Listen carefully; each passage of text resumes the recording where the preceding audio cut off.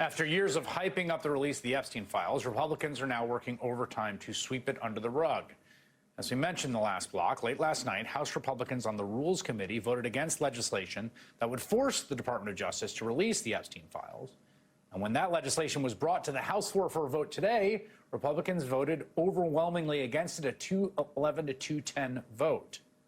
That is now 2 times in less than 24 hours. House Republicans have worked to hide the Epstein files, just like Donald Trump. Joining me now is House Democratic leader, Congressman Hakeem Jeffries of New York. What do you make of all this, Congressman? Like, why are we here, and what do you affirmatively want to see happen and the Democratic caucus want to see happen? Well, it's great to be with you, Chris. At the end of the day, the American people deserve to know the truth, the whole truth, and nothing but the truth as it relates to this whole Jeffrey Epstein matter. Donald Trump and his MAGA extremist allies have fanned the flames of this conspiracy theory for years. And so there's only 2 options at this point. Either Donald Trump, Pam Bondi, and that whole crew have been lying to the American people over the last several years about what is actually in the Jeffrey Epstein files, or alternatively, Donald Trump, Pam Bondi, and his allies in the Trump administration are hiding something from the American people right now. So we're determined to get to the bottom of this on behalf of the American people who deserve transparency from their government. Reporter Annie Carney, who was just on in the last block, said that the line from Republicans on the House today were talking about appointing a special counsel. I wonder if that's something that you would support or other Democrats would support.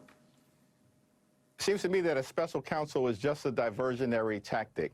If the files exist, produce them, and produce them now to the American people. The Attorney General mentioned a few weeks ago that the files existed. In fact, she said it was on her desk. And so all she really needs to do at this point is to release it, as Donald Trump promised that he would do. This is also a situation where what we've seen from the Trump administration is a government of the billionaires, by the billionaires, and for the billionaires. We saw it during Trump's inauguration. This one big ugly bill was all about hurting everyday Americans to provide massive tax breaks to their billionaire donors. And now what we see is the possibility that there's a massive cover-up taking place within the Trump administration, because there may be people on the Epstein list within the Epstein files that Donald Trump is trying to protect, who happen to be part of his billionaire cabal. I want to talk about the bill in a second, but there's something else happening this week in Congress, and it's very strange. It's just called this rescission package. Basically, it's clawing back money that's already been appropriated. It would decimate public broadcasting in this country, including rural NPR affiliates and rural public radio. I know Democrats are opposed to it, but I want to ask about this technique. It seems like they've come up with this strange way to pass appropriations with a filibuster majority, where they come to Democrats, work out a bipartisan appropriations deal, and then they come back with a 50-vote threshold in the Senate so that they can kind of take back the money they don't want. And if that's the case, then how can anyone do an appropriations deal with these people? I completely and totally agree. These people cannot be trusted. And why in the world would we ever enter into a bipartisan negotiation to try to arrive at a spending agreement that meets the needs of the American people if Donald Trump and his administration, at the end of the day, conspiring with MAGA extremists in the House, who are nothing more than a reckless rubber stamp for his extreme agenda, decide that after passing into law a bipartisan spending agreement, they're just going to come back through this rescission mechanism and undo the parts of that agreement that they don't like, because they want to hurt priorities that are important to Democrats, because they're important to the American people. Have you talked to Senator Schumer? Because ultimately, we avoided a shutdown. Senator said, look, we had to avoid a shutdown. There was a bipartisan spending line set. You in the House took a different tack. But if they do this rescission package, I just can't. I mean, how could there be some deal in September if they're just going to do this? Have you talked about this with them? Yeah, and in fact, I think Senator Schumer has made some public statements in this regard. that if they are going to take this approach, it will detonate the possibility of arriving at any bipartisan agreement, because we can't trust that these extremists are operating in good faith. And we're going to have to do something about this particular vehicle that is being used around rescission, which is a part of the 1974 Budget Control and Empowerment Act, because it's a backdoor to undermining actual bipartisan agreements. I mean, at the same time, their position is that another part of that act is totally unconstitutional, and they can impound funds unilaterally. But we'll put that for aside. On the huge bill that they just passed, I saw Josh Hawley talking about introducing legislation in the Senate to stop Medicaid cuts.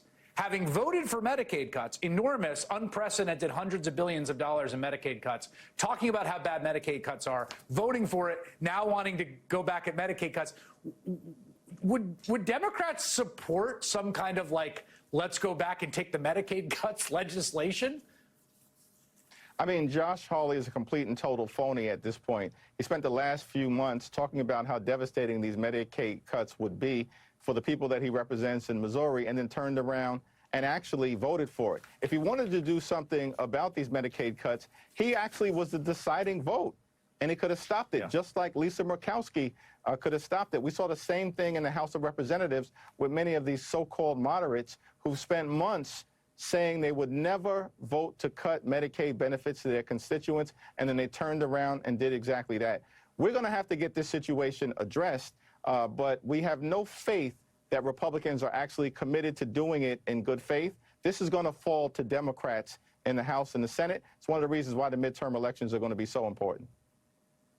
Two quick questions for you before I let you go. One is there's an announcement that Texas is going to do mid-decade redistricting. They did this under the Bush administration. It's a violation of the normal norms because they want to juice Republican representation. They're going to call a special session. Is there anything Democratic governors can do in large states like New York and California to respond to this?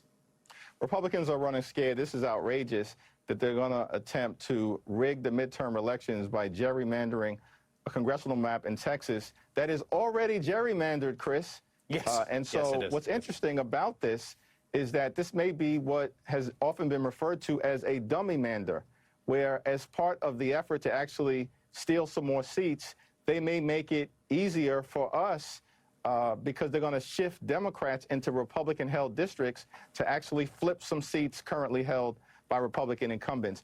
In terms of the governor of California, who's been very vocal on this, and the governor of New York and other states, it seems to me that all options should be on the table to make sure that we aren't unilaterally disarming when everything we care about, the economy and healthcare and democracy itself, are at stake. Final question, quickly. Your meeting with Zohran Mamdani, you have not endorsed him yet. What do you say to people who say, why are you not endorsing the guy that won the Democratic primary in a contested election in your backyard? Well, I look forward to sitting down and talking to him. I didn't get involved in that primary election, and I don't know him well. We had a very good conversation the day after the primary. We agreed to meet, and so I'm looking forward to having that discussion on Friday.